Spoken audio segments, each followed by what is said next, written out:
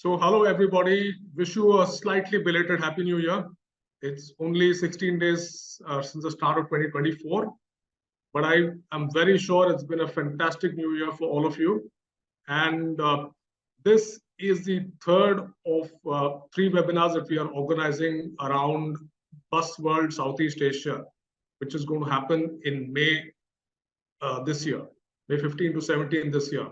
So all through last year, we've had a couple of webinars last year where we've talked about the opportunities in Indonesia and also what do Indian suppliers promise to bring to the Indonesian bus market and how can they collaborate together. And at Busworld, we are very, very keen to promote this fruitful collaboration through knowledge. So you come to Indonesia, you exhibit at Busworld Southeast Asia based on a strong foundation of knowledge. So towards this end, this being the final part of a 3-webinar series, we are proud to have delegates from 4 different locations across the globe. So right from Belgium, where I believe it's 10 centimeters of snow and people are awake pretty early in the morning, to the Middle East, the UAE, we have a very important delegate from there, where it should be hopefully more pleasant weather.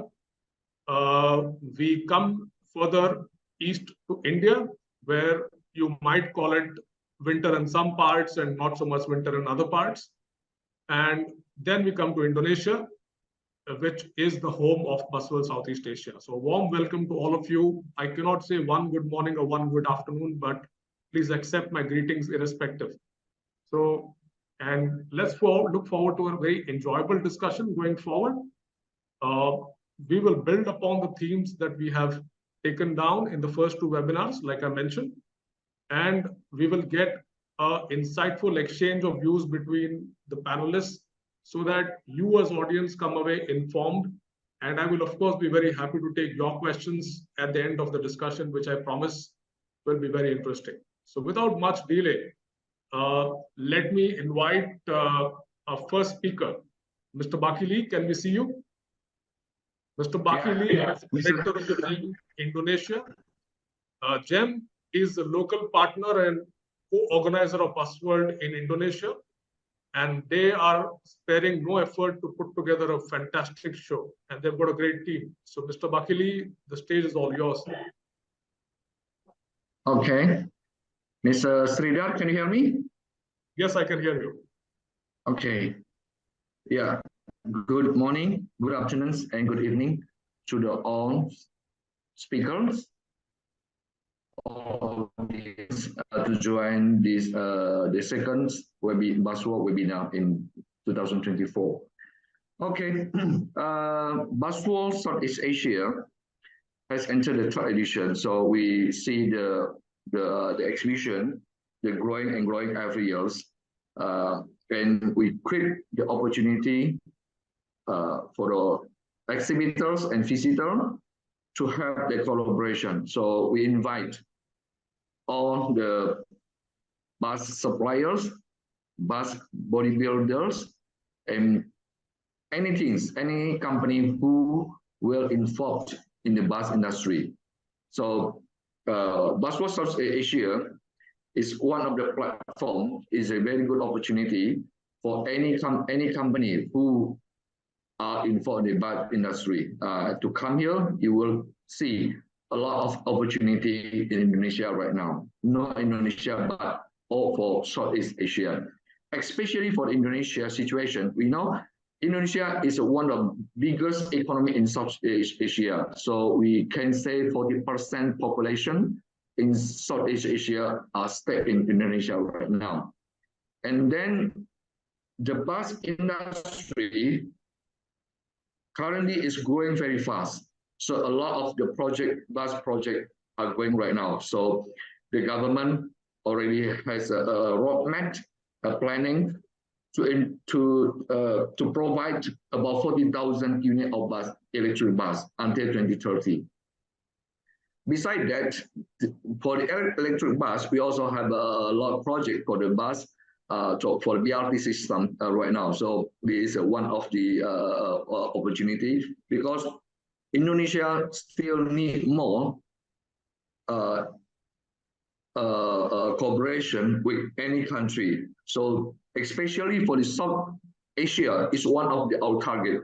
So today we are, my friend, Mr. Somi, is one of the former chairman for the Indonesia Bodybuilder Indonesia. So South Asia is one of the our main project or a main target to have a cooperation between Indonesia and South Asia. So this is a good chance, good opportunity, how to have the opportunity to build the cooperation between the South Asia country and Indonesia during this Buzzworld South Asia 2024. So I hope this webinar will be able to create a opportunity to understanding about South Asia market and Indonesia market for the bus industry. So in the end, they have a good cooperation and future. Thank you. So we hope you all enjoy for this webinar today. Thank you, Mr. Lee. Thank you very much for the inspiring words and for setting the context. I can say a bit more, but I will wait for Vincent to also deliver his comments. And then perhaps I can summarize what the two of you have said. So Vincent, for most of you may not need any introduction. Vincent is the general manager of Busworld International. He is in charge of taking Busworld to global markets for exhibitions. And he has been a very keen pioneer of India-Indonesia collaboration in the bus industry. So over to you, Vincent. Good morning, everyone. Good afternoon and good evening. Welcome to this webinar. First of all, my greetings for 2024. I hope everyone will have a fruitful and healthy year coming on. Some years ago, we started a collaboration with GEM to start an exhibition in Jakarta, Indonesia. And we have to say that even due to COVID, the exhibition was locally very successful.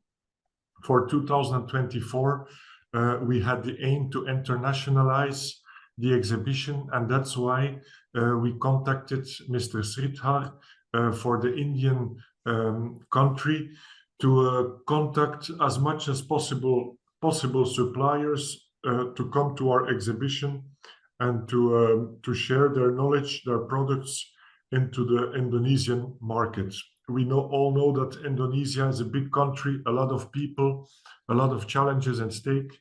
So it's obvious that a country like India, with a huge potential in production of spare parts, production of buses, production of any kind of product related to buses, should be and is a correct match to set up.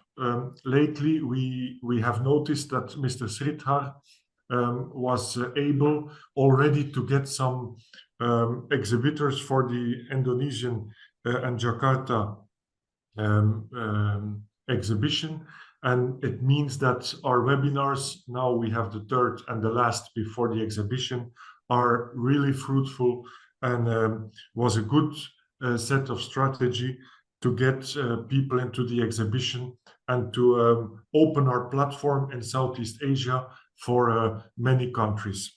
We are not only pushing in India to get international players into the market, but we are also pushing in China.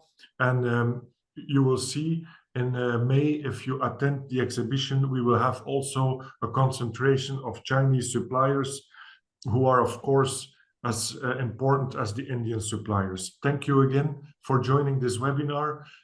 We are very happy to be with you and to share our knowledge and the knowledge that is active in our Buzzworld community. Thank you. Thank you, Mr. Lee. Thank you, Vincent. So, these are the two main people behind putting together the exhibition and the concept for our show. Just to summarize what they said, first thing is about the Indonesian market. Is my screen frozen? Can you all see me? Yeah, okay. First thing that we need to get 4 facts that we can present why Indonesia is an attractive bus market. First thing, Indonesia is moving its capital from Jakarta to Nusantara, a planned green city with green mobility, e-mobility being planned. Number 2, as Mr. Lee mentioned, 45,000 electric buses to be acquired in the next 5 years, 6 years. Then we are going to see investment of about $70 billion in highway development, which means that you will see a lot of high quality intercity buses being launched in Indonesia, much the same way that it happened in India when our big highways were built. So that is a huge opportunity both for electric and for conventional buses. And Indonesia is also a pretty big market when it comes to older vehicles, which are reconditioned and resold. So on the whole, the fresh bus market, the new bus market, both are exciting. And irrespective of political changes, this looks like a long-term strategy for Indonesia to succeed. So with these few words, Leon, can you please change the slide? I'm extremely sorry, all of you, for having dropped out. Mr. Giridharan, warm welcome to you. You can please have your keynote address. Yeah, I've tried to share my screen. I hope this is visible. Please let me know. It is very fine, thank you. Yeah, Yes. sure. So good morning, good afternoon, and good evening to everyone, and a warm welcome to this webinar, and greetings from Uno Minda. So I represent Uno Minda as the Deputy CEO of the Safety and Comfort Systems domain, and it's my pleasure to be addressing you and discussing with you today. Quick word about Uno Minda. Uno Minda is among the leading auto component players in India since 1958. So let's see if I can get a laser pointer. Yes. So last financial year, we closed with a 130 billion rupees, or which is $1.57 billion group turnover. We are among the top 200 listed companies in India. We have 73 plants globally, of which one of the plant is in Indonesia. We'll come to that later. And the key thing is we have 26 product lines addressing all the products which any automotive would want, and we can proudly say that in every corner of the world we have our parts running in automotives, including buses. And we have a vision to make it a sustainable global organization, and buses being one of the most sustainable transport operations, and I think it would be great for us to be associated more on the bus business. We have 26 product lines, as I mentioned, and these product lines are divided into different domains. And you can see around 5 to 6 such businesses are grouped together into different domains. And I represent the Safety and Comfort Systems domain, where one of the products is seats, which we do supply to Daimler in Indonesia now with a local plant. And the others are in terms of switches, sensors, actuators, and so on and so forth. On the light metals and powertrains, filters, alloy wheels, castings, and LPG, CNG kits. And on the lighting and acoustics, lamps, speakers, and horns. So that's a quick update on Uno Minda for you. I'll now move on into the Indian economy. Indian economy in the region is growing the fastest, and also aspires to become a 5 billion trillion economy. So very gung-ho about this when the rest of the world is not seeing so much of growth.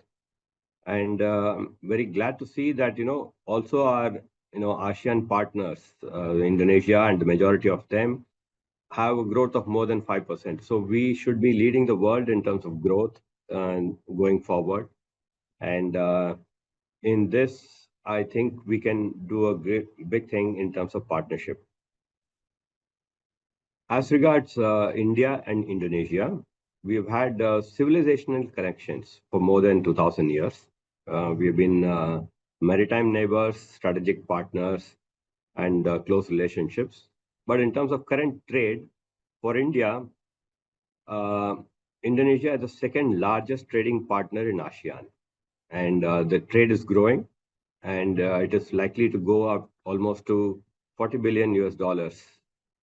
And we have a target to do 50 billion by 2025. And it's a mutual target. It's not just one way from India or from Indonesia. And the items that are exported from India to Indonesia, things like petroleum products, motor vehicles, cars, sugar, and maritime items, and iron and steel. And you can see from the graph that it's a good growth, both on the import and the export side, there is good growth.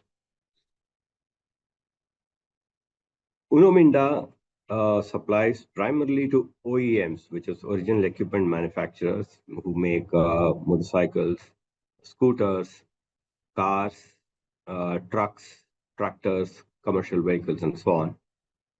So way back in 2004, at the request of some of our customers, we set up business in Indonesia. This was trading initially for 1 year. And in 2005, we started PTMA, which is manufacturing PT Minda ASEAN Automotive. So we manufacture, and some parts are traded where the volumes are not very big. And the parts that we supply are electrical switches, lever holder assemblies, which you can see here, horns, which is here, and lighting solutions, which is here, and commercial seats, which is in the far corner. And this goes to different customers, Yamaha, Toyota, Kawasaki, Piaggio, and Daimler. And the key thing is that we have a strong technical support from our head office located in India. And in-house manufacturing capabilities are there, which we have ensured that they reach Indonesia from our end.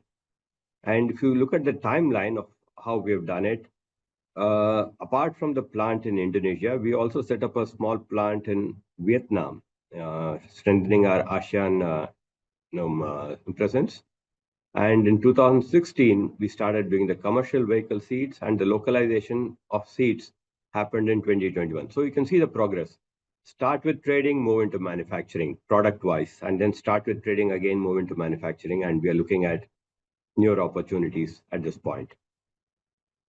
And one of the newer opportunities would be Uno Minda would be participating in the Bus World Indonesia, primarily displaying the seats, so to explore the opportunities there.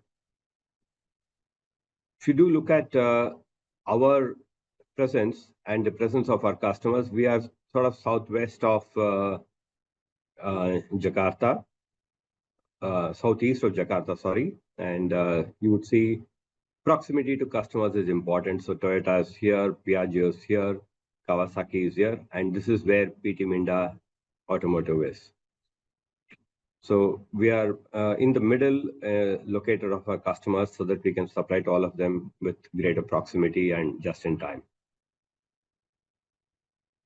How did we assess the Indonesian market? Is in terms of a strategic assessment, we are very strong in India in the two-wheeler market, and Indonesia is the world's third largest two-wheeler market. So that was a good fit. It's an export hub for ASEAN, and also there's a good support to global customers. We supply to all the Japanese majors, which is Yamaha, Honda, Kawasaki in India, and they're all present in Indonesia, and they're the market leaders. So it became a good fit. And also, there's a good demand potential. In terms of the product, ours is a self-developed product with reliable technology. So when I say self-developed, it is localized by us, so there is no need for us to do importing. This is important. I will come to you later. You can see, or I can talk about it now. There's a need for local content norms. Local value addition should be at least 40% for availing certain government or regulatory subsidies. So this is something which is essential to make the operations viable. So it's important for localization and having our own technology so that the import dependence is reduced. So since we had our own product, there was no need for a partner. And in terms of import regulations in Indonesia, we found is an easy market to work with. There are no negative lists in the auto components. So whatever we make can be localized or produced locally there. And in terms of the documentation and approvals, we had a convenient time. We had single window approval system, which exists not just for the automotive. I think it's there for the entire business. And within 3 to 4 months, you get all the approvals, and there is one coordinating body, which is the Investment Coordinating Board, the BKPM, which is part of the Trade Ministry and Customs Department. So there is also on the supply chain and the distribution network, we did not have any hurdles. But of course, I will also be handing over to my colleague, Mr. Dafitri, who will talk about this in a couple of minutes. I will take 2 more slides and then hand over to him for him to talk about that. This is like carrying coal to Newcastle. I think Mr. Baki Lee, Mr. Somi, they are the experts in this, saying what are the opportunities in India, especially for roads, the public transport, the BRT system, change of capital to Nusantara. So what are the opportunities that are coming up? So essentially, the key point is there is a big potential out there in Indonesia, and which is there for people to tap. And the bus world does give an opportunity for people to step in and see what the real opportunity is. In terms of our views on what other Indian suppliers would face, is that they would face a tough competition from Japanese and Chinese. Japanese from the technology end and China from the price end. So price would be difficult to compete. Technology is the way to compete, is our view. So that is our take on the advice for Indian suppliers. How did we do it? We had long relationship with Japanese suppliers because we have multiple joint ventures.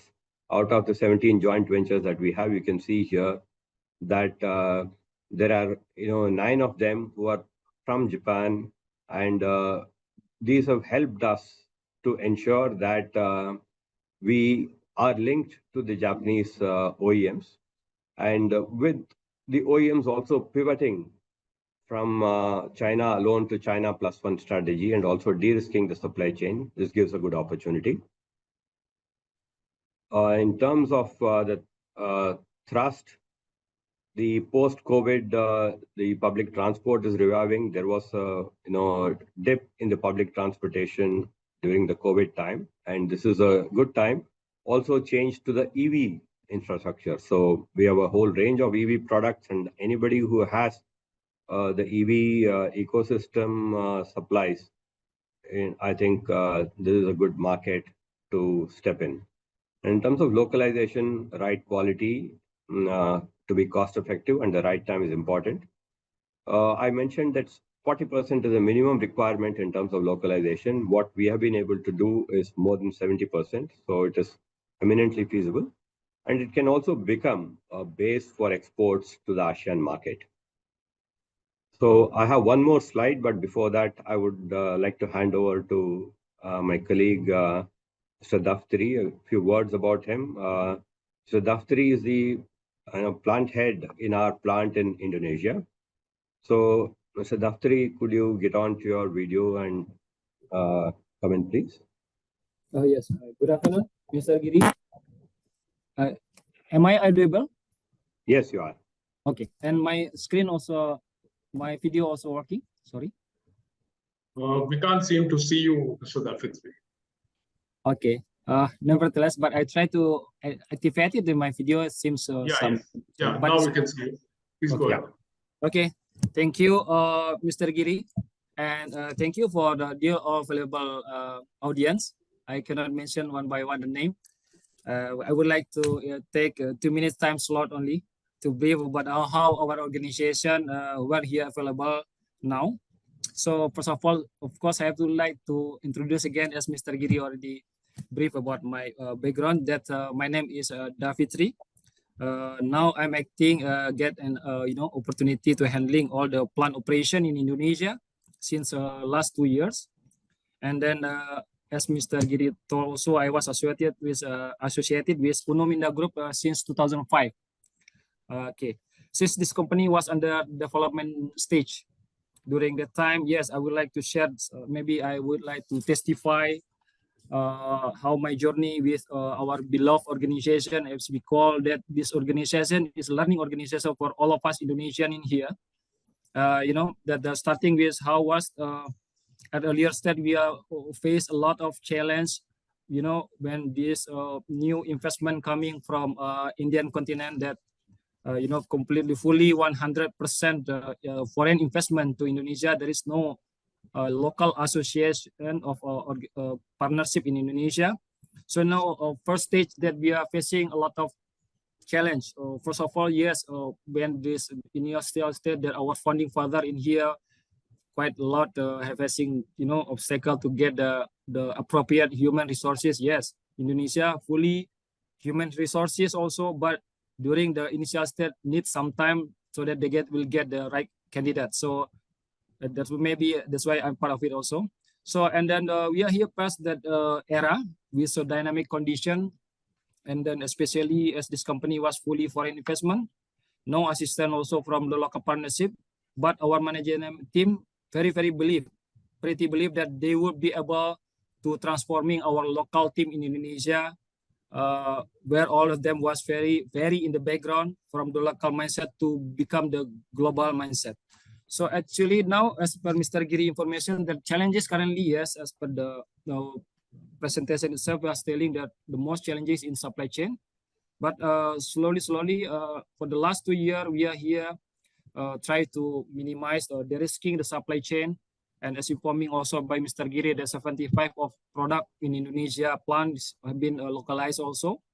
So now we are try to improve day to day, month to month, year on year also about our inventory management, including the part of it, the supply chain in here.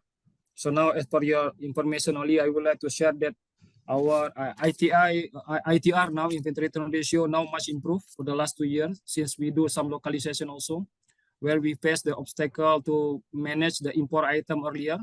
Now much improved.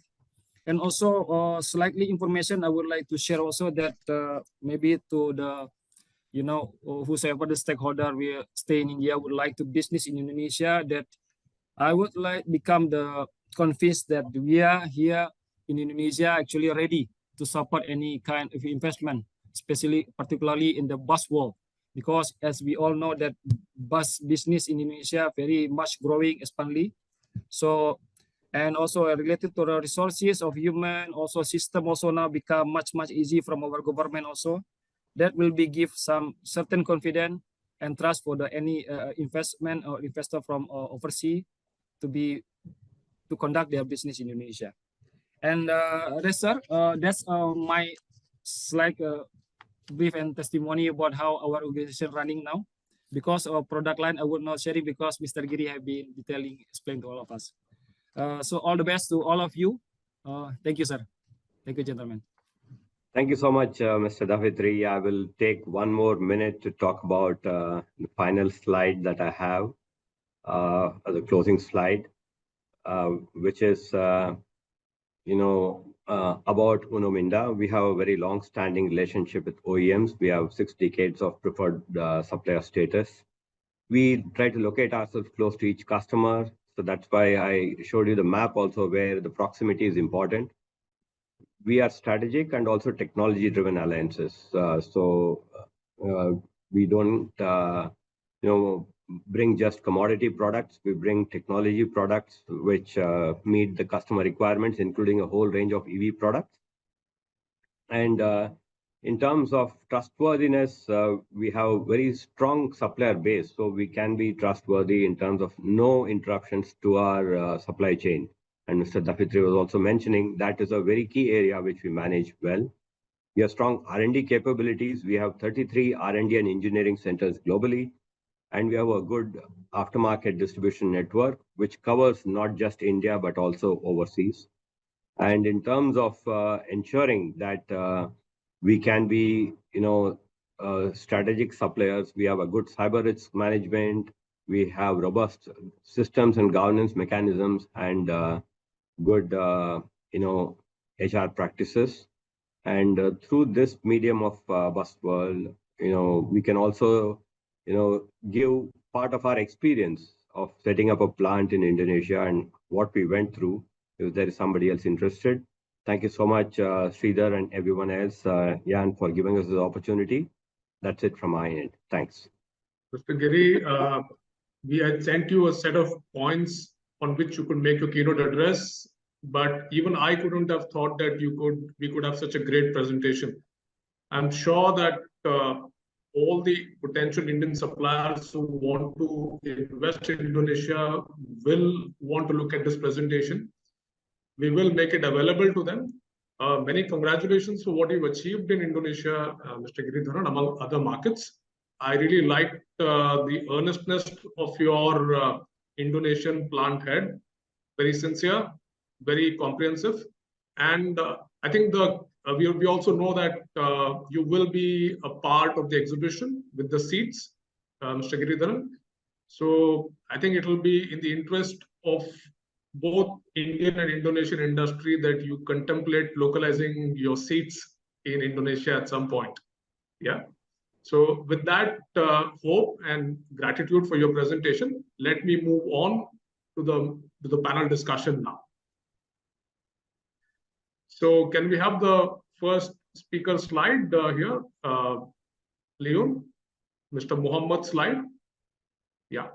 So we have the honor, after having heard the excellent keynote address, of listening to Mr. Muhammad. He is, like I mentioned earlier, the director of the Indonesia Investment Promotion Center. It is a very proactive and dynamic body with the sole purpose of promoting investment in Indonesia from this region, Middle East, South Asia, and they specialize in arranging matchmaking sessions and also providing access to relevant policy-making quarters in Indonesia. So, Mr. Mohammed, I've given an overview. You could possibly share some insights on what your organization does and how could you help in this context of South Asia and Indonesia collaboration. Over to you, sir. Thank you, Mr. Sridhar, for the kind introduction. Good morning, good afternoon, good evening for all audience. Mr. Sridhar, can I share my screen? Absolutely, absolutely. Please do.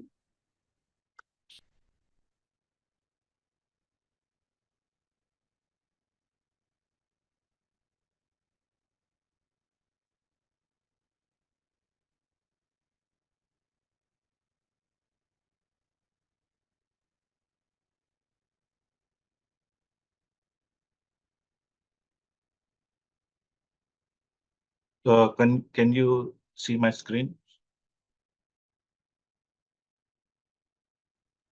Yes, we can see your screen. Okay. So basically, our organization is based in Abu Dhabi, but our coverage area is Middle East, South Asia, and North Africa. We're part of the BKPM. Very well done with Mr. Giridharan from Uno Minda. The presentation was for the Ministry of Investment, will be the music for our ears, because the well-establishment of Uno Minda in Indonesia is a proof of how the foreign investors could do well in Indonesia. Just a quick information regarding the investment in Indonesia in terms of why Indian investors or any foreign investors need to consider Indonesia as their investment destination. We'll give you 4 basic reasons. So first of all, we have stable economic growth with 5.2% real GDP growth. In the last 10 years, we have averaged 5% growth. in exception with the COVID year to 2020 and 2021. We're also the fourth most populous country in the world, with the population of 275 million people. This is one of the huge market. If we also consider an Asian market, then it will be 600 million plus people. Government also have changed a lot in these last 10 years. For instance, like Mr. Giridharan mentioned, that the approval will need like 3 to 4 months. We now have online single submission. So the idea is you can do anywhere and anytime. So the submission of the investment license could do through online. You still need to have a notary to handle some of the paper on the ground, but if you already get and prepare the document, then you can do this online. And also we have a huge middle income class that require the economic lifestyles with high mobile penetration and e-commerce that boom not only in Indonesia but also in other part of the world. As we can see in the next slide, we are the biggest Southeast Asia market. Most of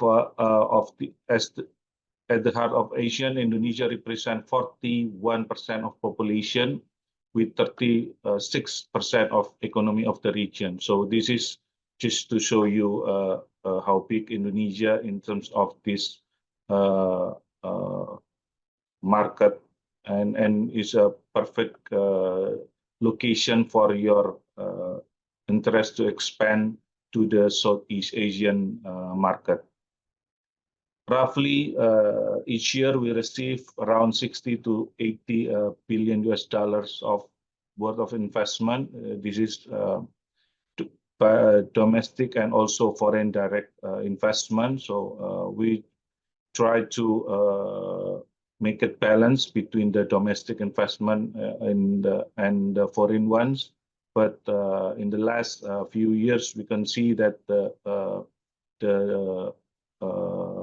domestic direct investment is taking over from the foreign direct investment. Also in the location-wise, we want to have it more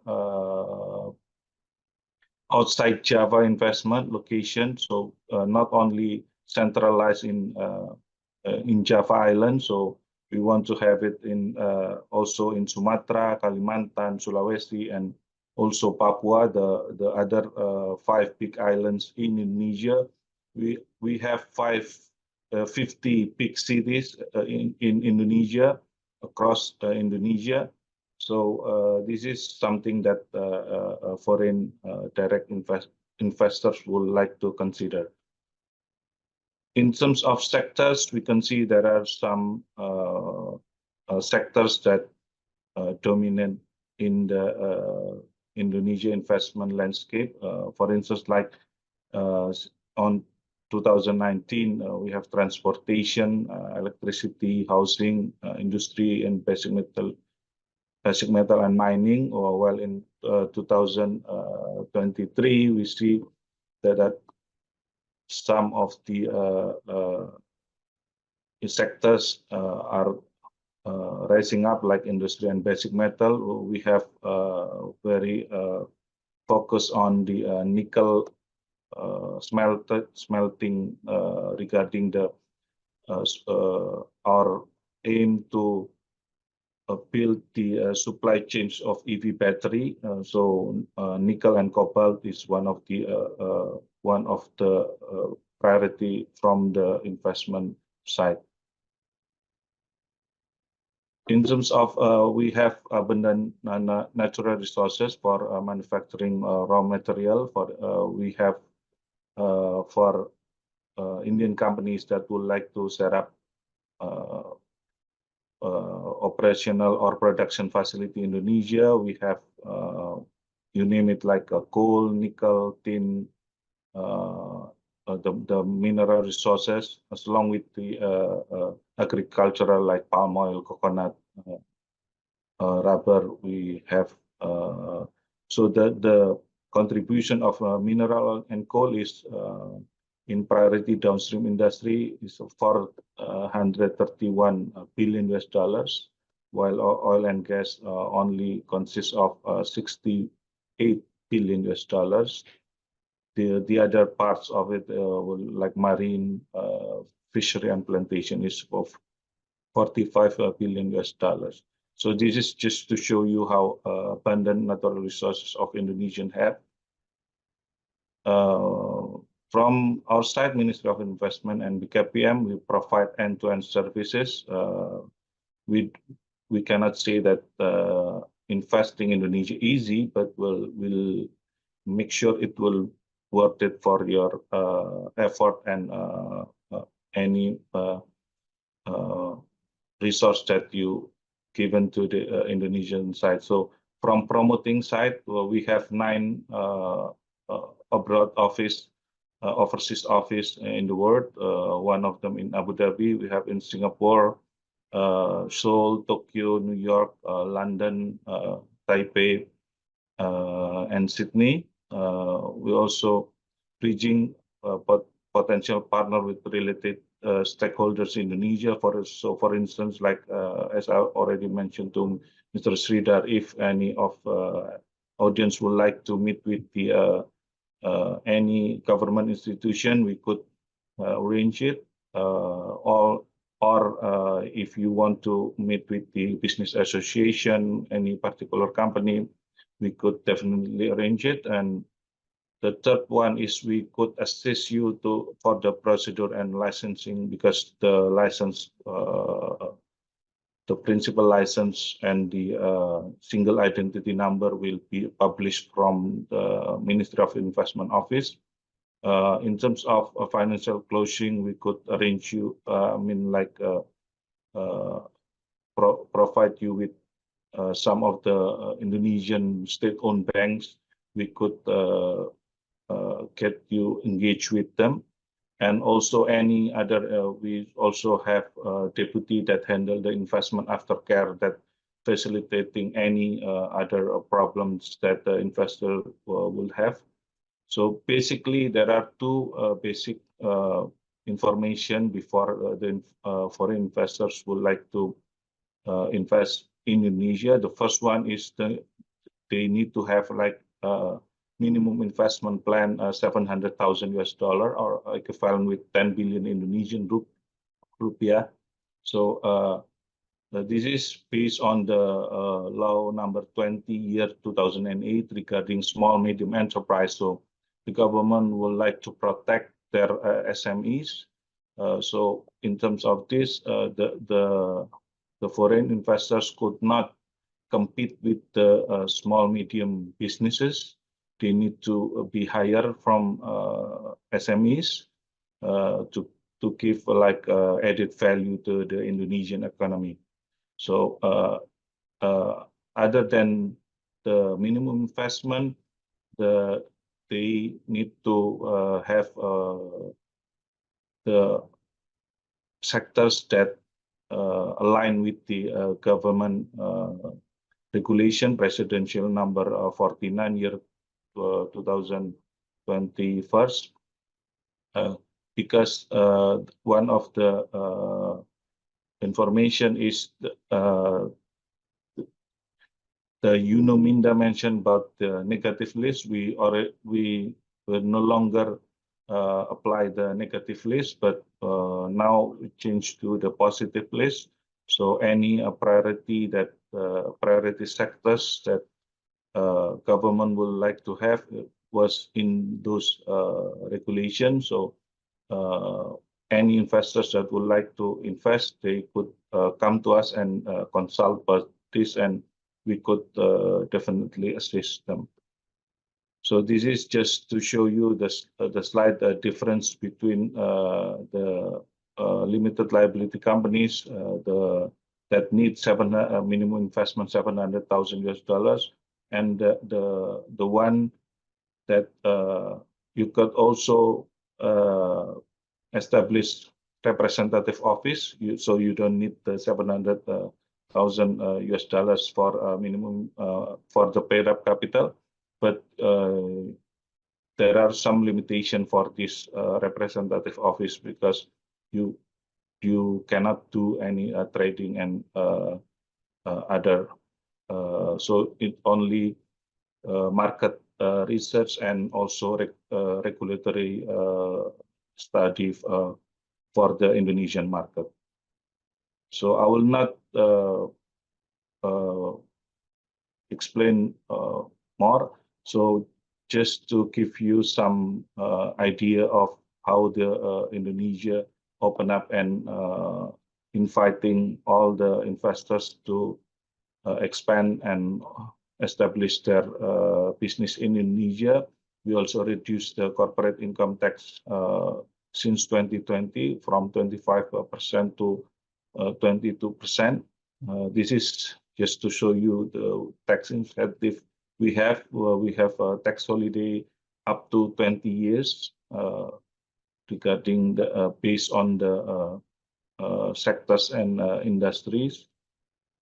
And this is the India investment realization in the last 5 years. We could see that there are quite increasing numbers in the last years with $191 million.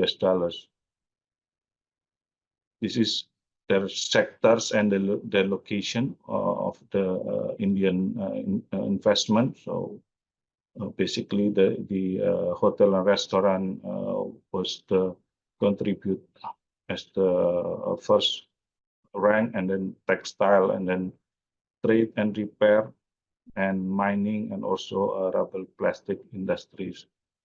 While they're located in West Java mostly, and Jakarta, Banten, and also Bali, the location. This is the other data from FDI markets from Financial Times to show you where the Indian investment mostly located. We can see that UAE, US, and UK still as a dominant location. We see Indonesia below Qatar with 27 projects. This is outside of the buzzword, but we already have 69 ready to offer projects with the pre-feasibility studies. So for those of you that has interest with these projects, we will be happy to assist you and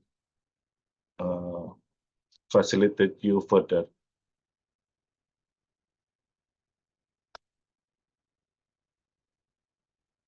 I think I will conclude my presentation here, Mr. Sridhar. Happy to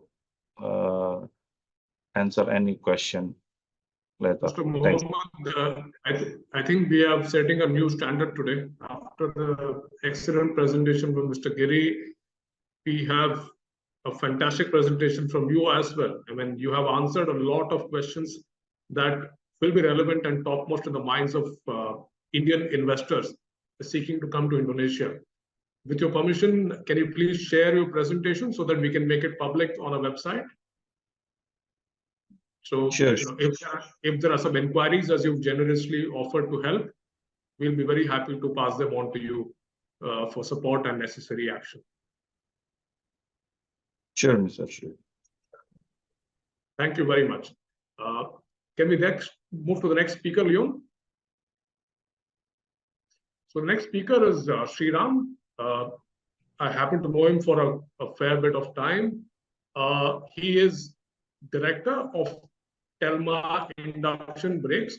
Essentially, Telma is the world's leader when it comes to electromagnetic retarders, a key component for bus safety, especially as we are getting into more high capacity buses running on high quality roads, which Indonesia will have more and more of. So Sriram, over to you. Thank you, Sridhar.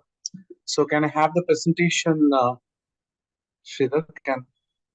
Leo, can you please support with running the slides? Yeah. Thank you. So thanks. Good afternoon. Thanks, Sridhar, Vincent, Leon, Jan, Giridhar, and other co-panelists. And I thank everyone for this opportunity. Thanks, Busworld organizing team, for this opportunity. And I invite everyone, every audience for this presentation. So I am representing a company named Telma, which is a leader in electromagnetic retarder. We call this as an auxiliary braking system. It's very important part when it comes for a safety point of view on high-speed buses or trucks.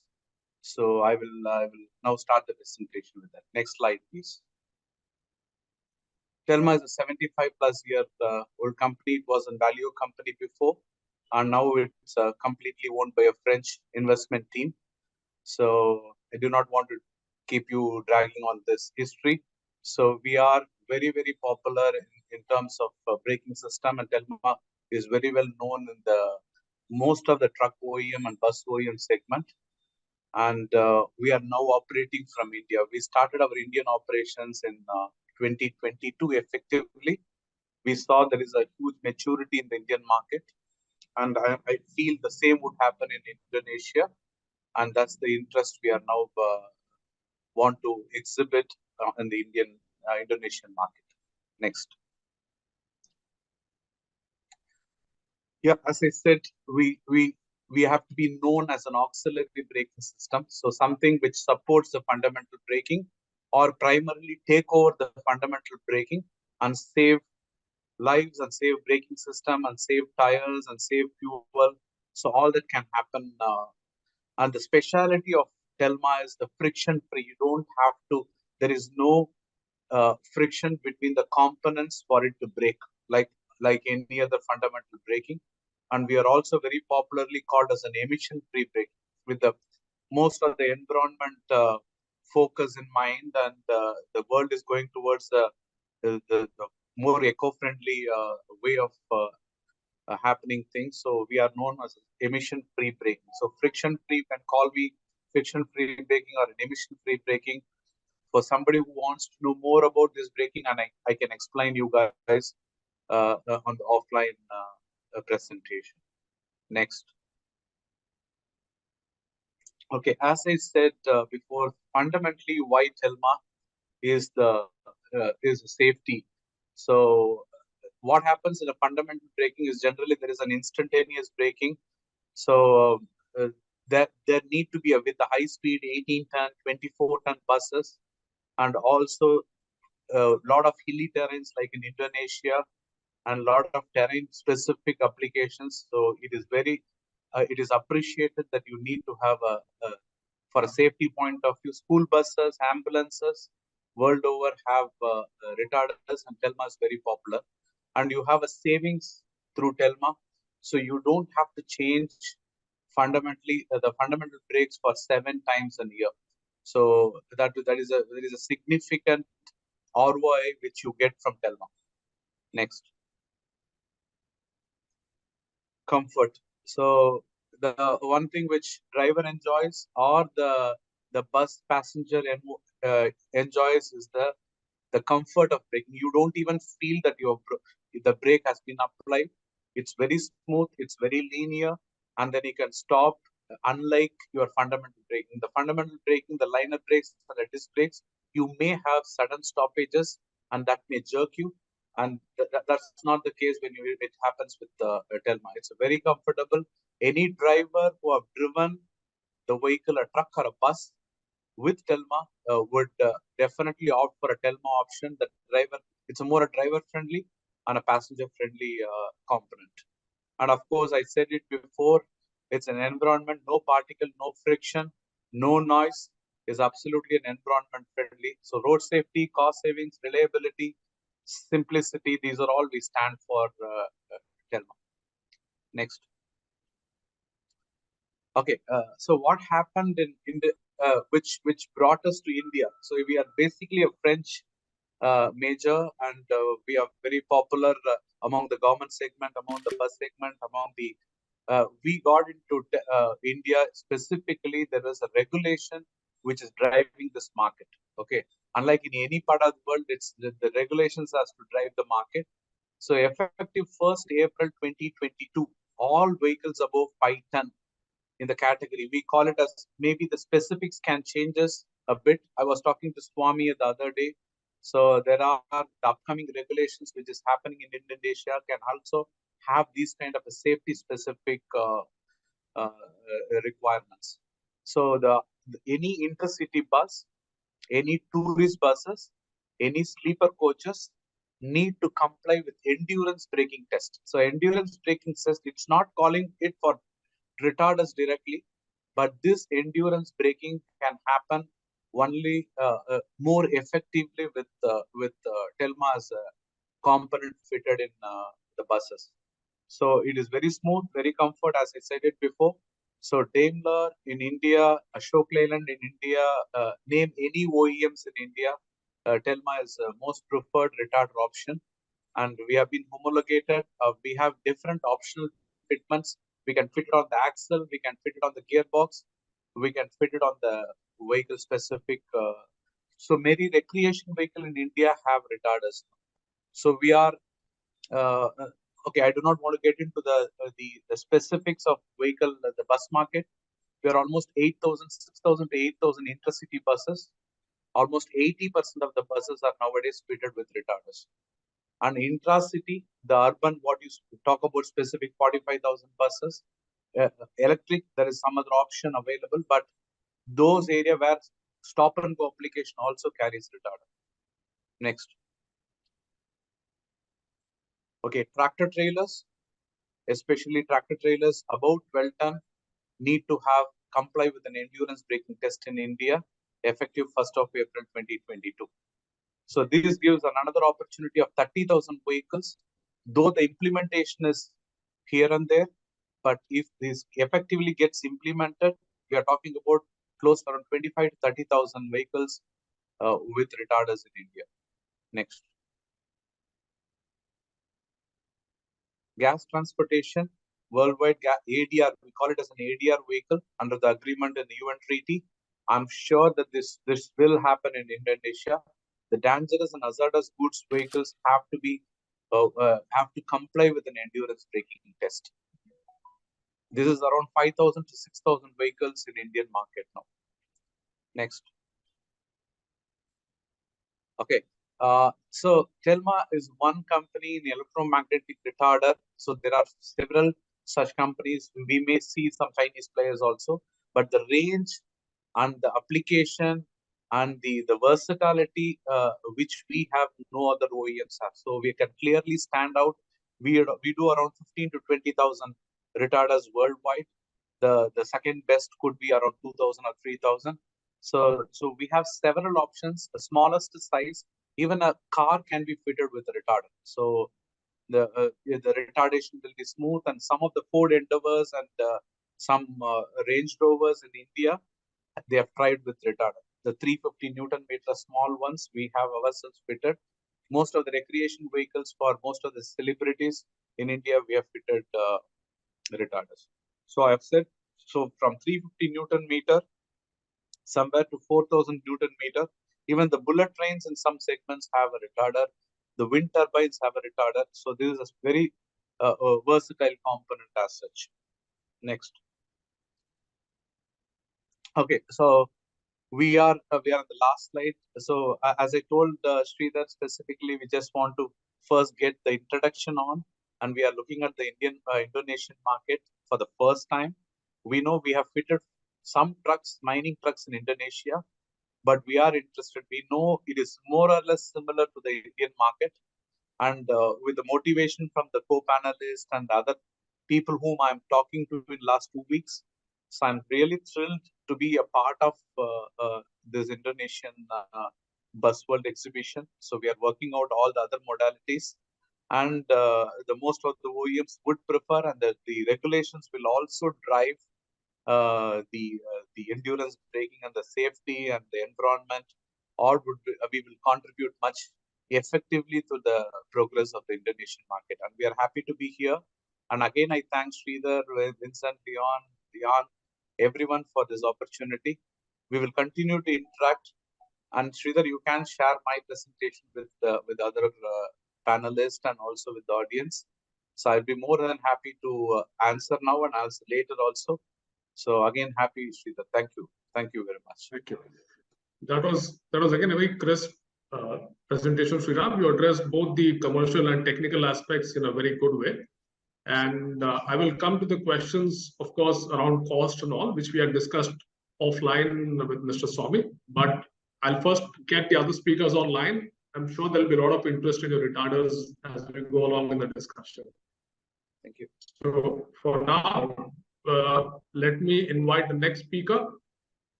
Our next speaker is Aditya Patankar. He is Managing Director, Operations of Migma Pactron. They make vacuum form products for a range of OEMs, both in the automotive and non-automotive space in India. They are a very old company located in central India in a city called Indore. And they pride themselves on the quality. So Aditya, over to you. Yeah, hi, Sridhar, thanks for the lovely introduction that you gave. Good morning and good afternoon and good evening to everyone who have joined us for this webinar. I would give some brief introduction of what we do here in India in terms of thermoforming. I would just like to share my screen. Sure.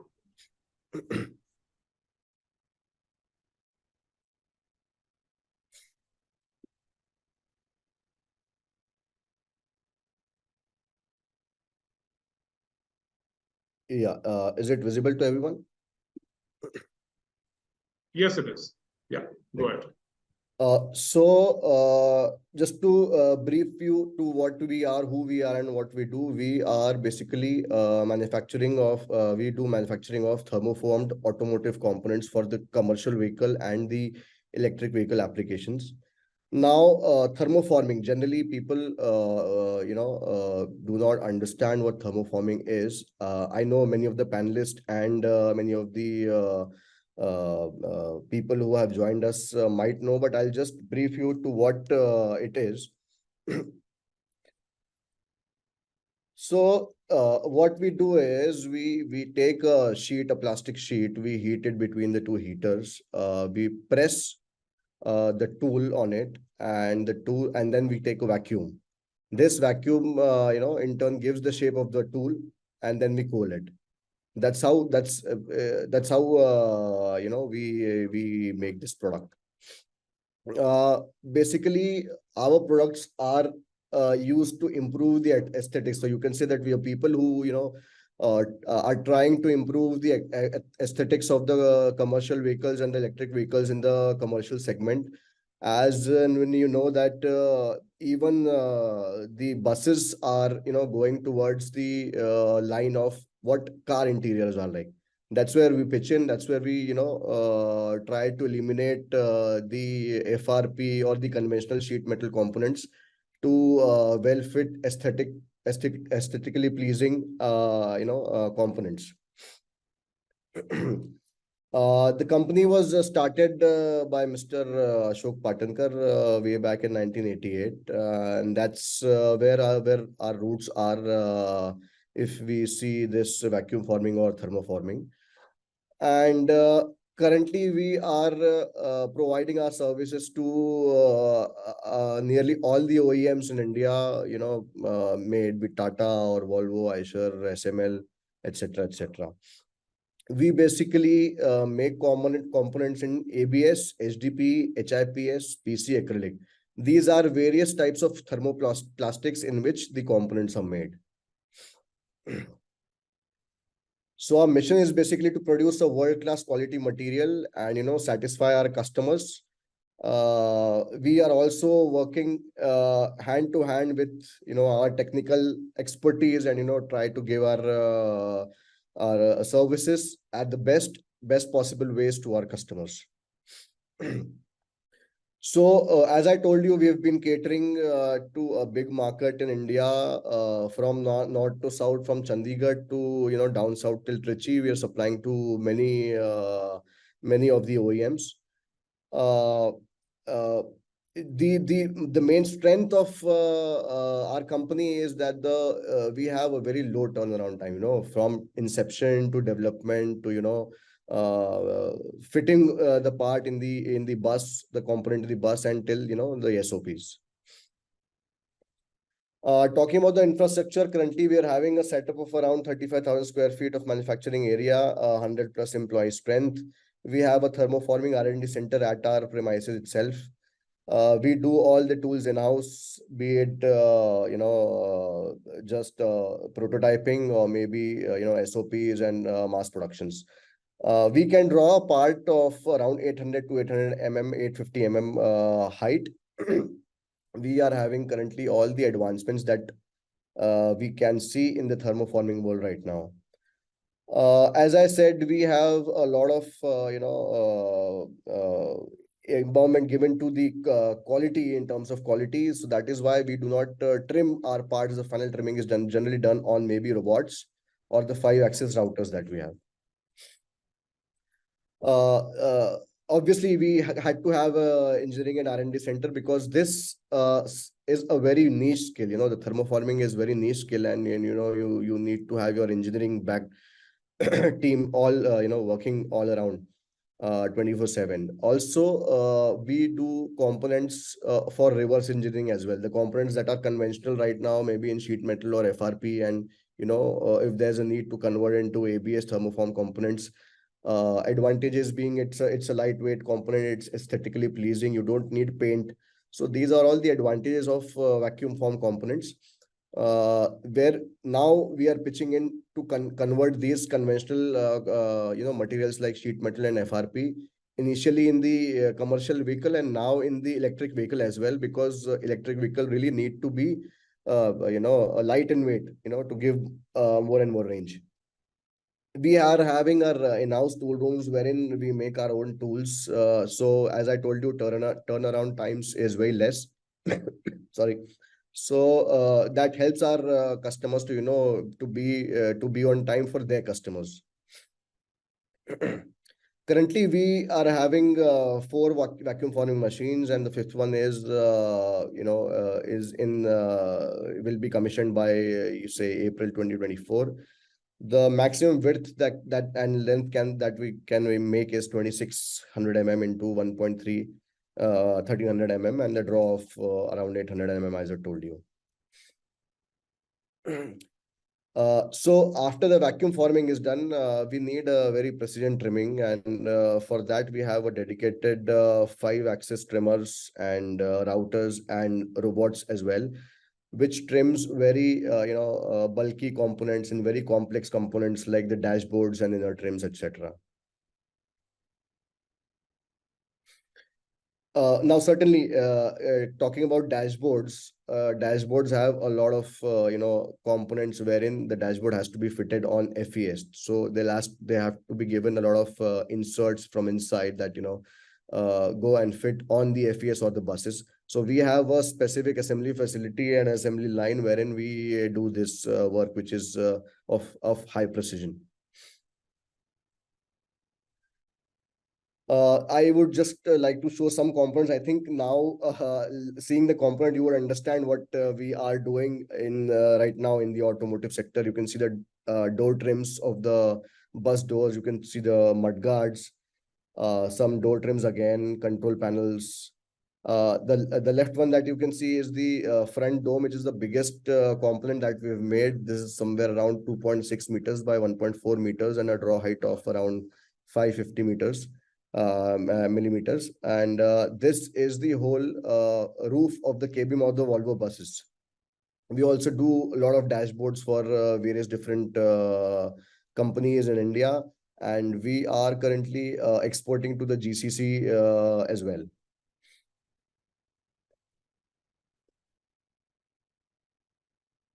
So these are some of our clients. As you can see, mostly we have covered nearly all the OEMs which are in India and some abroad as well. So that's our portfolio and the client's portfolio. Some of the rewards that our customer had given, and also we featured in Motor India magazines, plus a lot of stress has been given to the components of aesthetic value now in the buses, and that is why many of the local newspapers as well as the national newspapers have had featured us on their columns. These are some rewards that we've got from the our customers.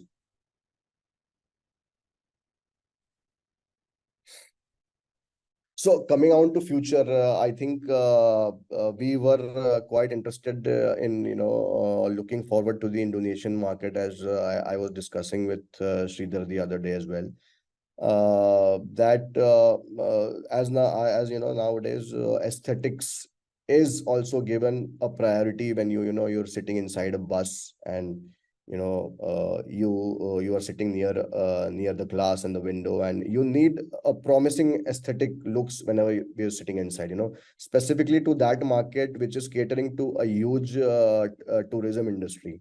So the tourists should have a nice feel of the buses in which they're traveling to. So that's how we were focusing into the Indonesian market, and our prime target was to improve their aesthetic value of the buses, or increase the aesthetics of the components that are used in the interior of the buses. We plan to go global in the by the end of 2028.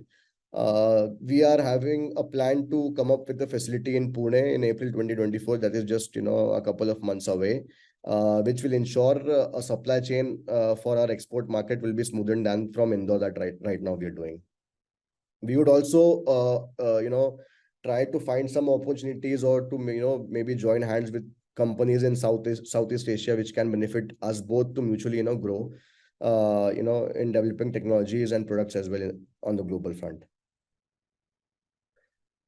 Some expectations from the Indonesian market that we are having, that once we discuss components on a component level with some companies, the bus companies or the bus manufacturers or the bus bodybuilders, we would really want to associate ourselves from the inception of the component that have to be designed, because we know a lot about vacuum forming and can actually help them in making a good, cost-effective and a robust component.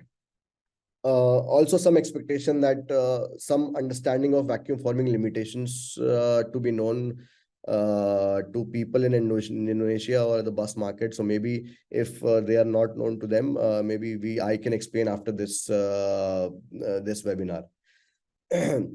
What I would like to understand is that how SCM is carried out in the Indonesian bus market, in terms of LCs or payments, or maybe supply chain, how the material is transported and how it is shipped from here, and etc.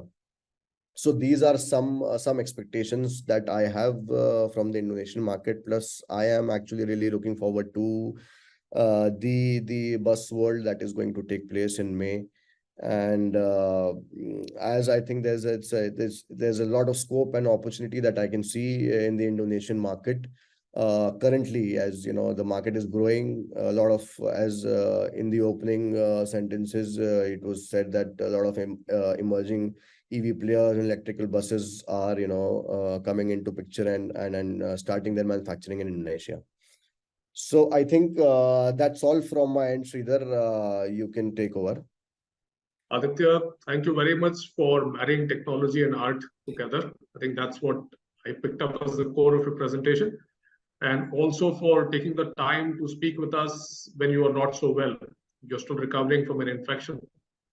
And most importantly, we look forward to welcoming you at Busworld Southeast Asia, the exhibition. I will, of course, come to you with some questions down the line. But first, Leon, let us go to Mr. Swamy. I'll go to Mr. Giridharan at the end. Can we have a slide, please, Leon? Yeah. So, Mr. Swamy, is no stranger to Busworld or Busworld webinars. He is the Sales and Marketing Director for New Armada, a very prominent bodybuilder, and also a former chairman of the Indonesian Bodybuilders Association, a very influential body. Mr. Somi not only has technical expertise, but he's also very generous with sharing his knowledge. So he's always a welcome addition to the panel. Mr. Somi, I know that you don't have a structured presentation, but you've heard all our speakers. So feel free to share your remarks and your thoughts, and then we can take it from there. Okay, Over to thank you, Mr. Mr. Dudar. First of all, we want to say that Happy New Year for everybody and good afternoon in Indonesia and good morning in the European country and India also good afternoon. Okay, let me make a short because it is very interesting that the presentation and very interesting also for the last presentation of the thermoforming and also for the retarder. We want to make a comment because in Indonesia most of the buses is not yet equipped with the retarder. But last discussion, I already mentioned also that the retarder is very important in Indonesia because now it's become the so many highway roads built and actually the speed of the buses also become higher and higher, and also the contour of Indonesia way is there is a hill and downhill and etc. I think that is the very important that we're talking about the retarder. Last time also that I think that 2 years ago I already mentioned to the government also that it's very important that we must concern about the retarder to equip in our buses in Indonesia, but they will consider because that is a regulation that must be made before that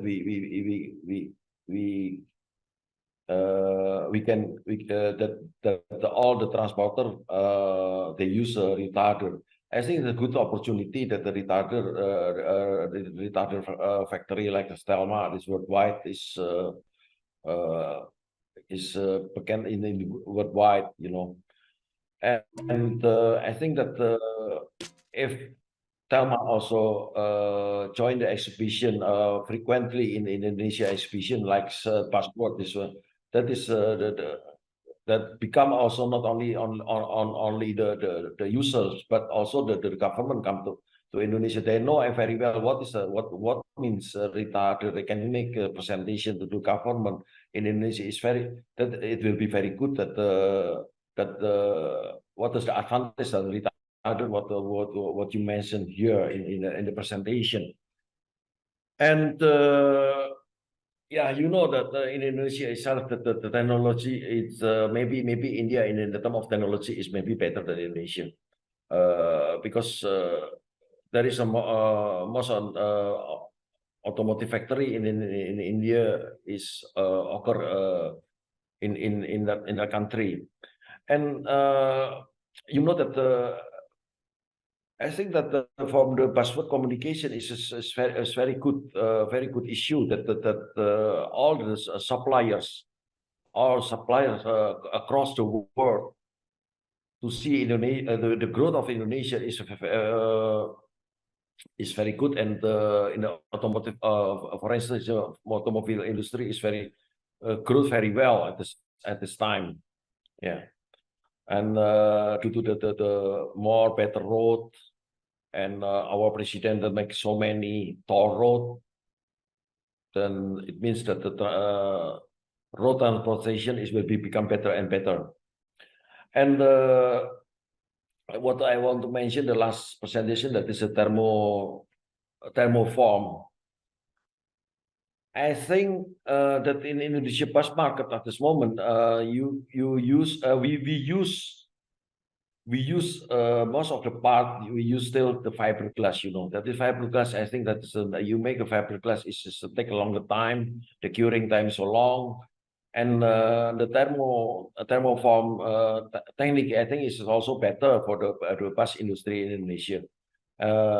You can shorten the lead time of the production, and also clean, no dusty area. I think it's a better opportunity. What I can mention, you can better also enter the Indonesian factory, bring to Indonesia, because there is so many also buses, rear body maker of carrosserie. We call it carrosserie Indonesia for the bus. I think is also a big opportunity, because if you know that the figure what we want to have in the 5-6 years until 10 years onward, it will be huge amount of the buses will be built in Indonesia.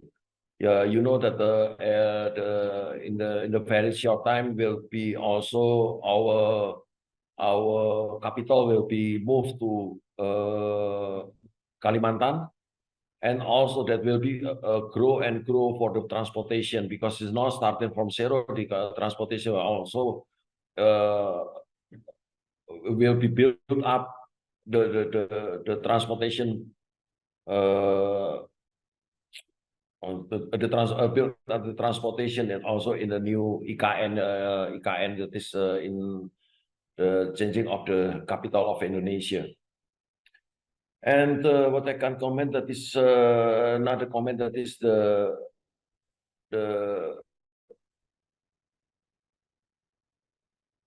important thing is that you come Indonesia, because the person from the government already announced also what is how is the rule and what is the bureaucracy, how the bureaucracy is now is better and better.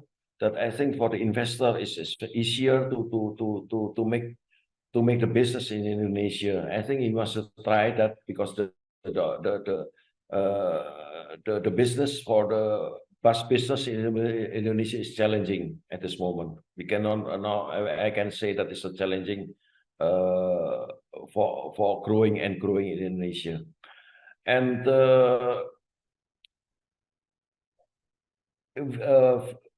from this buzzword event, I think it's very important for across the world, because we can exchange our mindset, what we can do better and better in the near future. I think is that my few comment on this buzzword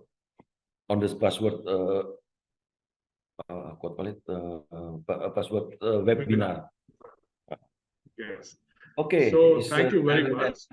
Any question, specific question, I can welcome to very welcome to us. Yes. Thank you. I will come to you, of course. I mean, we'll go around the table now. We'll start the question and answer. Mr. Giri, the reason I came to you at the end was you had a fabulous presentation at the start. You heard all the other Indian component manufacturers speaking. You had Mr. Mohammed speaking about the investment opportunities and landscape in Indonesia, regulations, etc. So, simple question: what is next for Uno Minda in Indonesia, and how soon will you start making seats in Indonesia? That's about it. Thanks, Sridhar. So, we do make seats already in Indonesia. As I told you, we supply to Daimler, but that's for the commercial vehicle truck side, not the bus passenger side. So we do see some challenges in terms of buses at this point. We haven't explored the market, to be frank. So any export directly from India in terms of the logistics would not work out. So we have to be local, because it's a voluminous product. So this is something that we will explore. Having said that, I would like to react to what I heard about how we need regulations to push forward on safety. I believe slightly otherwise. I think it is for the industry to come and educate our customers and our own brethren that safety is primary and doesn't need to be driven by regulation. For instance, in India, we don't have a regulation for a 3-point seat belt on a passenger seat. It only says 5 seats or 6 seats, which do not have a front seat in front of them, need to have a lap belt. But there are buses with 3-point seat belt because people see the benefit of having that and the improved safety that it provides. So rather than depend on regulation, I would urge the industry to work forward and deliver the best product to the customer, and they will choose safety. And this is a change that's happening world over. That's my firm belief. Thanks.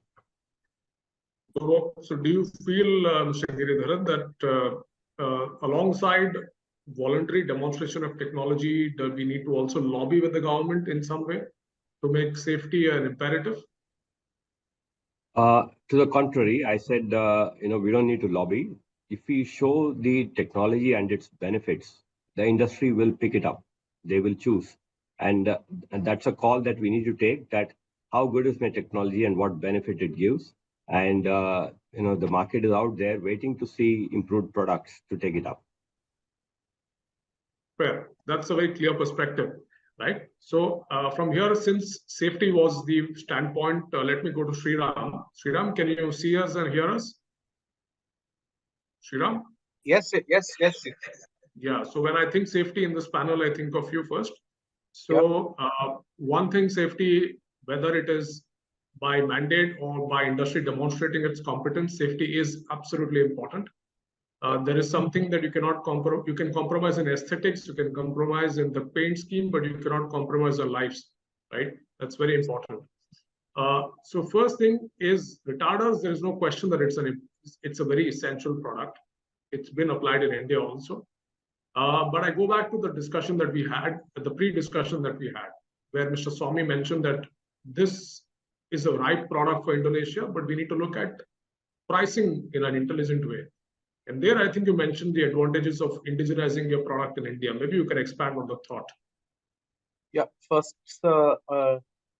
see, I partially agree with Giridhar. So it has sometimes safety takes a backseat to how much ever you want to implement and how much ever you want to demonstrate, engage, and tell them. So the some certain things like environment or safety should be primarily driven by the governmental agency, where there is a more bigger economic class. People do not see it visibly, and that's where we all stand. Yeah, 3-point belt or retarder. Everybody looks for it's a commercial vehicle, so people will look for. It's a very price sensitive market, and similar to India, I suppose. So it is very difficult to tell that whether our demonstration and our engagement would drastically bring them the awareness of safety, but we will do our best to assure you. So that's where we stand on the safety. As far as the indigenization is concerned, yes, we know India or Indonesia necessarily will be a price sensitive. The other day, Swamy was saying the retard would cost approximately 10% of the bus price or the truck price. So which is unacceptable to most of the operators in India, and that would be similar for Indonesia. So we need to be closer, and some point of time I have to demonstrate the overall cost economics, the return on investment, and the safety. Of course, the safety is the biggest feature of all those, and we have done a extensive work in India. So we are almost at 50%, except certain key components like electronics and the heart of the retard, we call it as a hub. Except these two components, we have indigenized everything, and we have a quality supplier in India. So initially, if at all we get across to Indonesian market, so we will be initially supporting that from India, and later on we will actively involve localizing in Indonesia too. That's what I'm thinking, and I'm looking at it at this moment from the management point of view. So the key point is that you must be in Indonesia to make retarders an attractive prospect. So therefore, I think we start to see you in May, and then when we see your products, the next step follows, which is to localize. Typically, what is the time which is an attractive market? So we do not have it. It's a first step for us, and we would that's a first engagement with this market. So we will look at it hopefully in May, and then we can decide upon the action plan and also the timelines. Once we understand, once we talk to the government agencies, once we talk to some of the partners like Swami and other people, and then Daimler, of course, in Indonesia. So through the Daimler India, through the Daimler Brazil or France, and I think, but it is definitely an interesting market, I would say, because the length and breadth is more or less similar, and the terrains are more or less similar, and with high terrains and hilly terrains. So of course, and the mining operation is also huge in Indonesia. So I'm looking at both the options, the truck market and also the bus market. Very well. Thank you, Sridhar. So Yes. let's go to Mr. Mohammed now. Mr. Mohammed, you made a lot of points in your presentation, so I can't possibly go through every one of them, except that when people go through them, you will get a lot of emails and requests for further information. But from my standpoint, maybe one question. In your position as a promoter, as an evangelist for investment in Indonesia, what are the 1, 2, 3 main issues that you are focused on solving or making better for investors in Indonesia? I mean, you can just list out 3 things that come to mind. Yes, thank you, Sridhar. As I mentioned earlier, the investors need to have a minimum investment, $700,000 US dollars. So in terms of this, not all the investors could do the business plan, because some of them would only do the trading ones, or the other ones, they could have some warehouse operation in Indonesia, in particular located in Indonesia. But yes, this is something that very crucial, because this is the government regulation that require the investors, especially the foreign ones, need to have like 700,000 US dollars. The other part is to find the local good partner. This is something that very crucial for investors.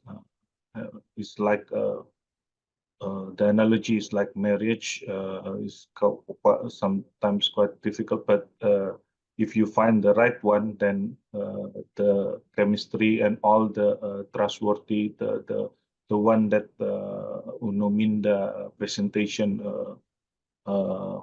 has is one of the worthly find for. And the third part, we as part of government is stand ready to assist any inquiries regarding the any concern from the investors, especially for Ministry of Investment, because we have quite target from the presidents always increasing every years to help the Indonesian economy. So this is something that we would like to hear and also address and solve on in terms of assisting the foreign investors wants to have in Indonesia. I think that's 3 points from me, Mr. Sridhar. Thank you. Good. I really like the answer. My supplementary question is, in terms of making it easier for investors to invest, would you look at, I mean, you already mentioned there's a single window online clearance that you can secure. Are you taking any such other measures that will make it easier for Indonesian, for external investors to access the market? Yes, for this single window I mentioned, we could also access through website www.oss.go.id. This is the online single submission, which you could find any basic information that any foreign investors will need to look on. But in terms of a specific investor, for instance, like the there are some discussion through the webinar regarding the safety, regarding the bus opportunity, regarding the spare part opportunity. My suggestion will be directly engage with the association. So because this is the usually they're the one that already in the market. I think also if the newly investors would like to hear or engage with them, then we could happily to assist them. Thank you, Mr. Sridhar. Thank you, Mr. Mohammed. So thank you. So let me again move to Aditya. Hopefully your throat holds on well. Yeah. You give a lot of you gave a lot of very interesting technical information, and for somebody wanting to understand technology in a very short way, it was a very good presentation. But tell me how easy. You already mentioned a lot of expansion plans in India.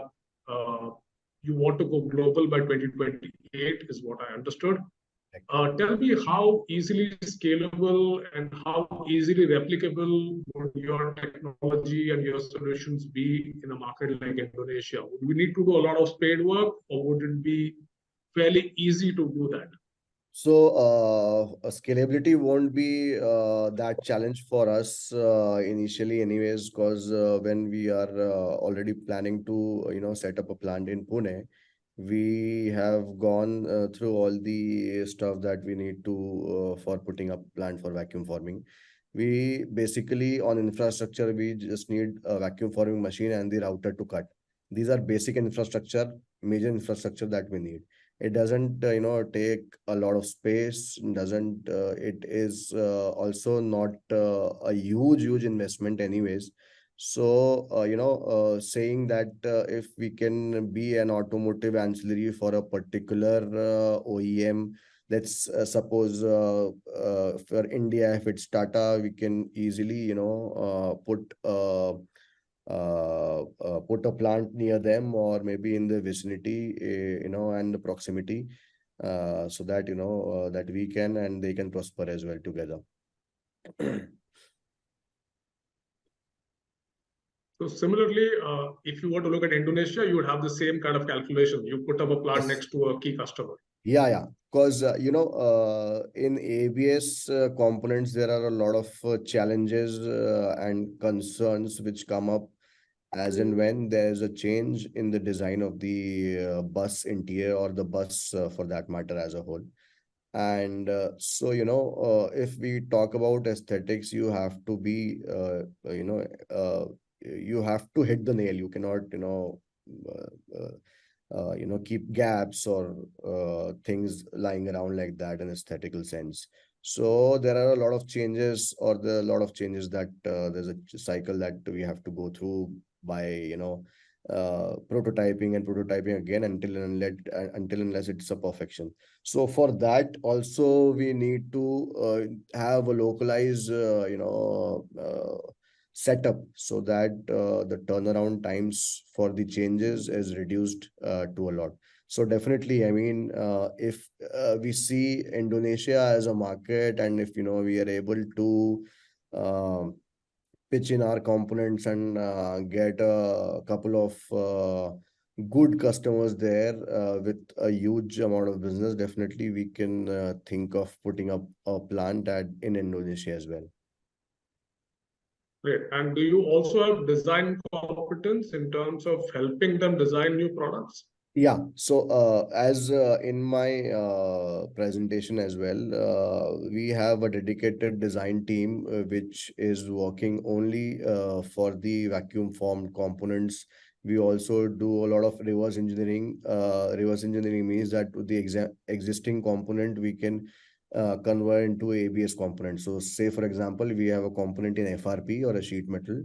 Just if we can get the component, we can do the reverse engineering and convert it into the ABS thermoformed or vacuum formed components. So yeah, that skill we are having. We are ready to collaborate and mutually develop components which is cost-effective solution and good in aesthetics as well. Yeah, it's interesting. Okay. Thank you, Aditya.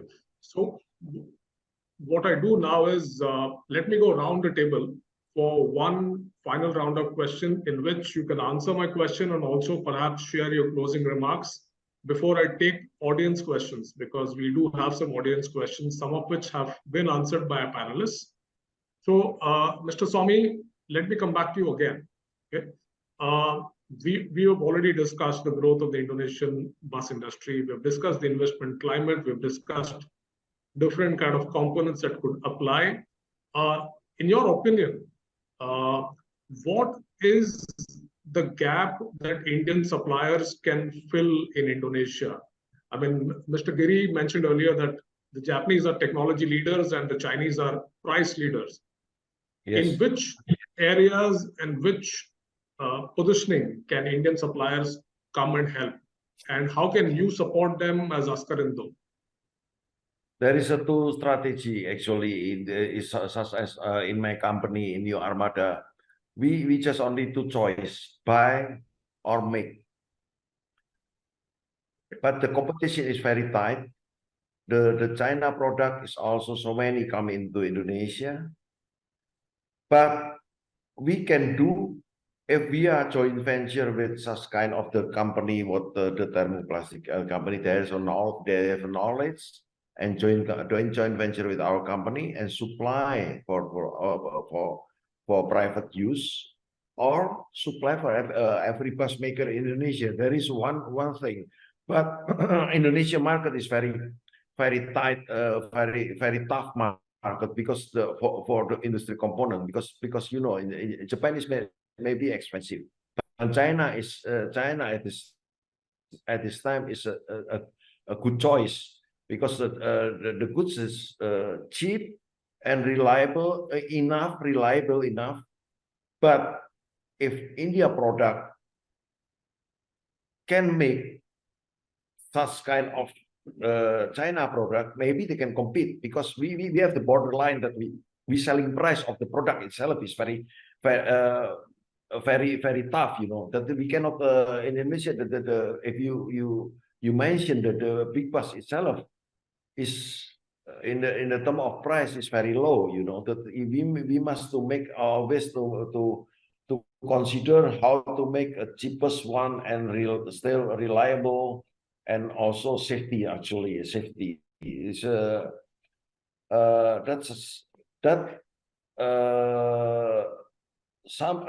is of the variable. We must to compete in our market. Otherwise, it's very difficult to grow up. You know, therefore, I see the technology is India is okay. It's okay. The technology is okay. But how to we don't know yet. We don't examine we don't yet try the India's product in Indonesia at this moment. Maybe this time to look at the Indian product or Indian's product and the developing in Indonesia. So what I sense, Mr. Swamy, thank you very much, is in conclusion, what you're saying is that Indian products, Indian technology is good, but you would like to take a first-hand experience of it and try it out for yourself. And the Indonesian market remains open to all kinds of quality products, and that you will ultimately choose what is the best quality and price combination that works for you in a very price-sensitive market. Yes. Correct? That's correct. Yes, correct. Yeah. Thank you. So I think let me move on to Mr. Giridharan here. Mr. Giridharan, since you've been around for so long in Indonesia as company and you have such multiple product lines across segments, what are some of the learnings or insights that you can share with us about the Indonesian market with all other panelists in the audience? Okay. If you look at the Indonesian market, and I will talk in relation to the Indian market, so that because then that will help the Indian industry. The quality expectation for the Indonesian customer is higher than that of the Indian customer. while the Indian customer would be comfortable with features and go for it, the reliability expectation is much higher in Indonesia. So this is something that people have to keep be mindful of. So like Mr. Swamy was mentioning, he is ready to try, but there are examples in the Indonesian industry where people have tried, not found it reliable enough or durable enough, and dropped it. And it's been very difficult for them, those companies, to bounce back. So this is something that I think we see as a key difference between the Indian industry and the Indonesian industry and the customer in general. Having said that, these things can definitely be overcome with a strong design and a strong supply chain management. And so the recommendation that I would have is to develop a good local supply chain. And that would be very important for anybody planning to be there. Notwithstanding the 40% localization requirement, that is something more from a commercial point of view. But whichever supply chain you do, make it reliable in terms of both quality and ability to deliver, and that can help you become more successful. So again, very articulate response.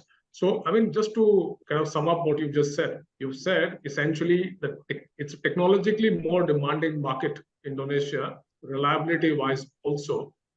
Yet you have to conform to a price. So you must be very intelligent in how you configure the supply chain and you manage expectations in a good way. Have I summarized you correctly? Very good. Yes. Thanks. Thank you. So let me now. Can I mention? Sorry. Can I mention Yes, one more thing extra? Please, Because please. I have experience.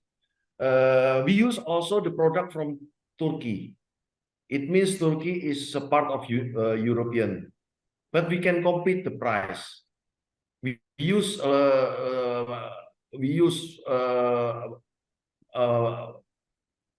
more for doors, carpet, and some mechanical things. We buy from Turkey also. They can beat also the China product. Wonderful. That is very, very good perspective. So what you're saying, Mr. Swamy, is that technology and price don't have to be mutually exclusive. They can both be on the table at the same time. That is very encouraging. So let me go to Sriram. Sriram, that should be used. I'd like to add to what Mr. Swamy said. This is very interesting because logistics from Turkey would be more expensive than logistics from India. So notwithstanding the logistics cost, it is really good, meaning it's very encouraging. Yes. Thanks. Yeah. That's a good insight. Yes. So Sriram, I think this should be very interesting for your principals in France also.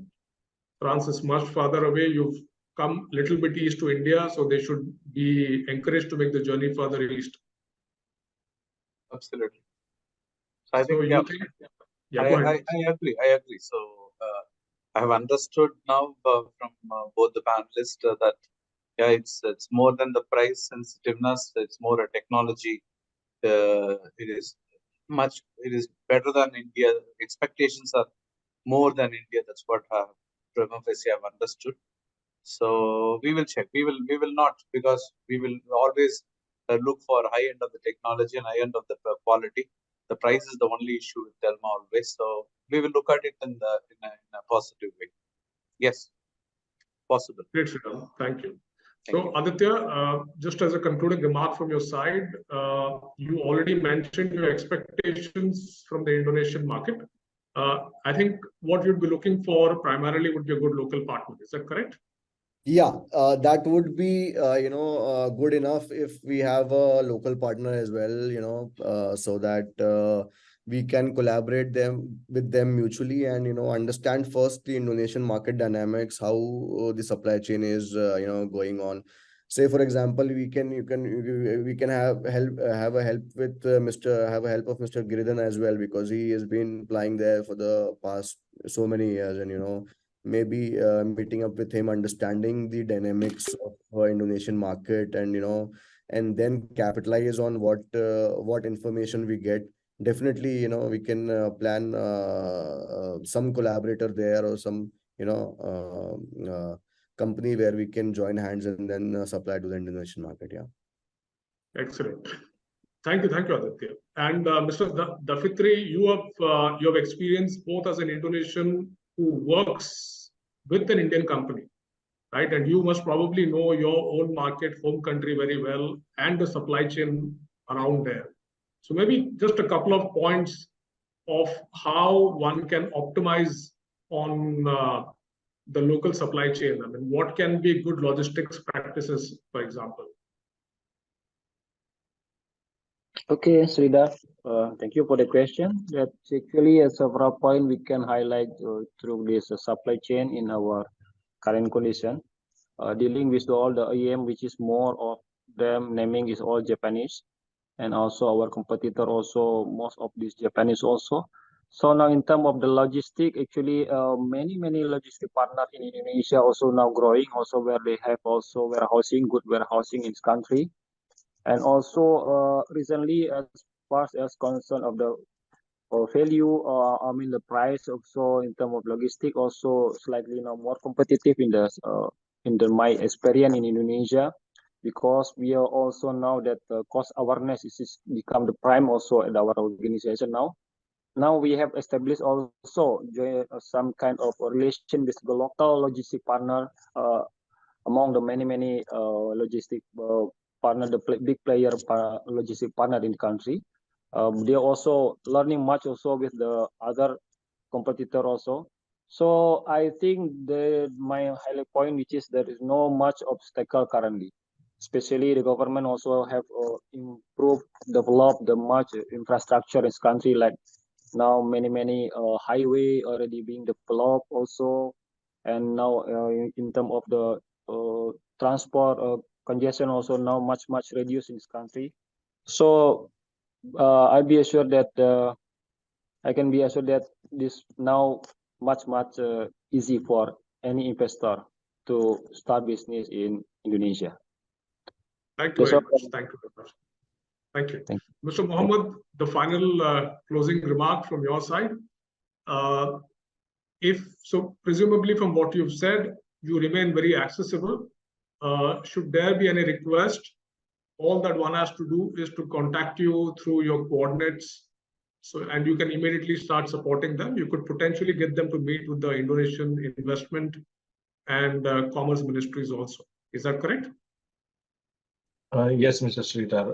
As part of government, we certainly will assist. We also have base in India. We also have some embassy and also the Trade Promotion Center, ITPC.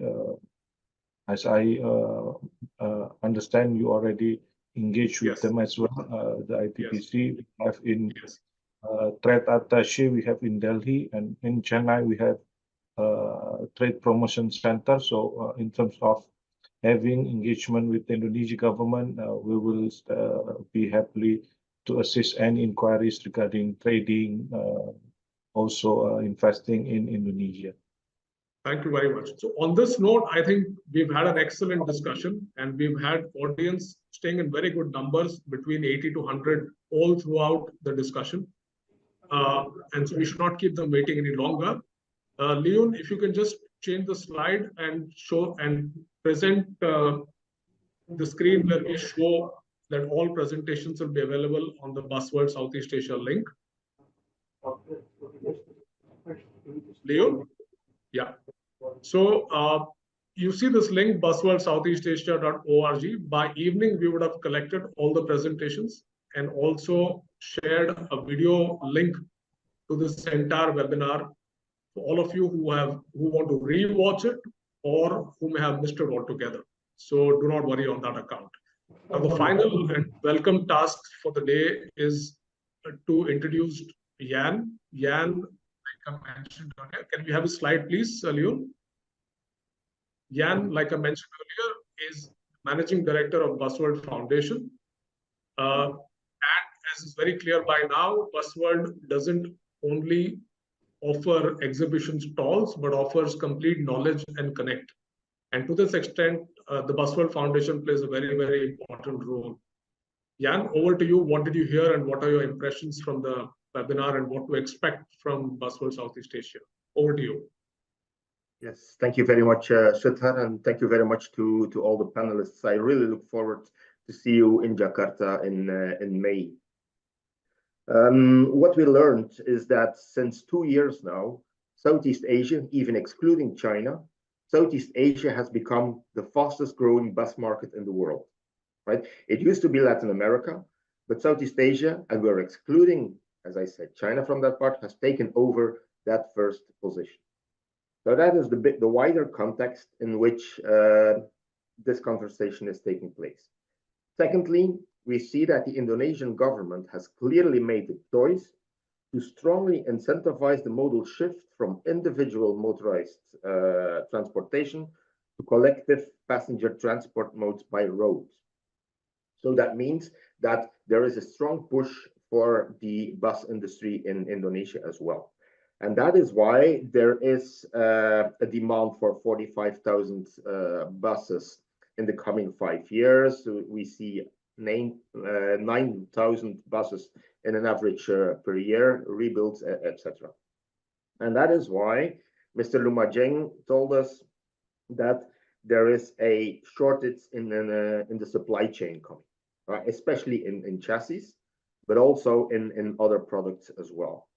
And a very specific situation for the Indonesian market is that, yes, it is price driven as other markets in Southeast Asia. It is definitely technology driven as well. That comes clearly from this panel discussion, but it is also very much demand driven. And by demand driven, I mean that the input of the client, the input of the bus operator towards the bodybuilder and towards the OEM is very, very strong in Indonesia. So that is why I think it is extremely important that you have an opportunity to show your products, not only to potential partners in Indonesia, but also to, let's say, the final client, the bus operator, who is telling the bodybuilder which kind of HVAC system he wants in the bus, what kinds of seats he wants in the bus, etc. So that is a very specific situation as well. And to give a response to that situation, we will be inviting 6, 7 big PTAs from the world. I'm talking about Transport for London. I'm talking about the PTA from Madrid. I'm talking about probably a strong Chinese city, a bigger Indian city, and a big PTA from Australia, to tell us why they made a choice in increasing the safety measures, how they are implementing the energy transition in the industry, and how they are financing this whole evolution. Bringing those PTAs will bring the Indonesian PTAs as well to the exhibition and to the conference. So that is why we are trying to create a very holistic event there, in presence of the operators, in presence of the Indonesian bodybuilders and potential partners for importation and even production in Indonesia, and of course the Indian and other importers from different countries in the area. We would like to create a very holistic event there somewhere mid-May in Jakarta at Busworld. So thank you very much for your input on those 3 seminars.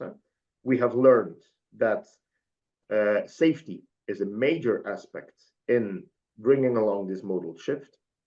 It's also a very strong means to finance all the other evolutions in the industry. If we do not grow the bus industry, financing the implementation of new technologies will be more difficult than if we do not. So thank you very much. I look forward to see you in May. I look forward to hear further of your input there and definitely to see your products. Thank you very much to everybody. Thank you very much. Thank you, Jan. Thank you, everybody. Thank you, Jan. And Thank you so much. thank you. And thank you all members of the audience for staying with us for so long. Thank you. We will make the presentations available to all of you. Thank you. Look forward to seeing you in May. Thank you. Bye. Bye. Yeah.